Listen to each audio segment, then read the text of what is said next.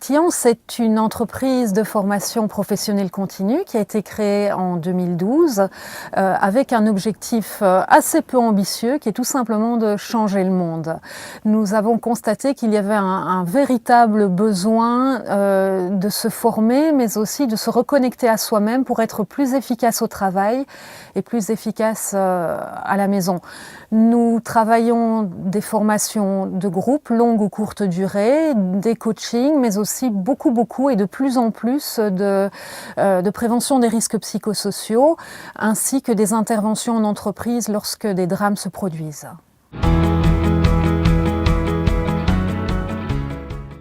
Le Qu'est-ce qu'on fait si est donc un jeu que nous avons créé et qui a pour objectif de permettre l'acquisition de bons réflexes face à ces situations complexes, mais à travers une approche pédagogique et plus légère aussi. Le but étant quand même d'affronter ces sujets difficiles avec un maximum de légèreté et d'efficacité, parce que le jeu permet un véritable apprentissage avec beaucoup plus de facilité et de reconnexion à soi-même.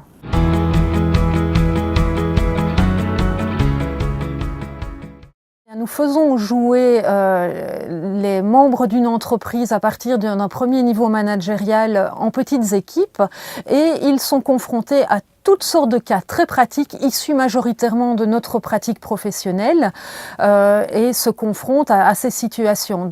Si un jour ça doit arriver, ce type de problématique, qu'il s'agisse de conflits, qu'il s'agisse d'addiction, qu'il s'agisse de burn-out, de harcèlement, bien nous sommes beaucoup plus préparés à les affronter, mais aussi à les prévenir. Comment fait-on en sorte de mettre en place et de maintenir de justes relations humaines en entreprise, qui est un nouveau paradigme à absolument mettre en place aujourd'hui, parce que les anciennes méthodes ne fonctionneront plus. Il est temps de changer.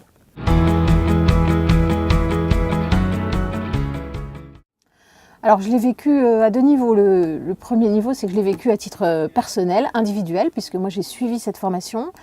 C'est une formation évidemment qui est très engageante pour chacune des personnes qui y assistent, puisqu'on parle de sujets assez lourds, de situations qu'on n'a pas l'habitude de préparer et qui engagent notre vécu, nos émotions. Et je pense que le fait que ce soit un jeu, c'est très important pour avoir une distance, un peu d'humour et quelque chose qui permette à la fois de s'engager dans la réflexion et en même temps de recréer de la distance quand on en a besoin. À un deuxième niveau, en tant que DRH, je pense que c'est véritablement, cette formation nous a apporté une prise de recul et une prise de conscience par rapport à ces sujets pour l'ensemble du comité de direction et pour l'ensemble des managers qui l'ont suivi. Et pour moi, c'était très important. Ce qu'on ne sait pas très bien faire aujourd'hui, c'est mettre des mots sur ce qui peut arriver, sur comment naissent les risques, le stress au travail, ou comment se comporter vis-à-vis d'un collaborateur qui traverse une difficulté.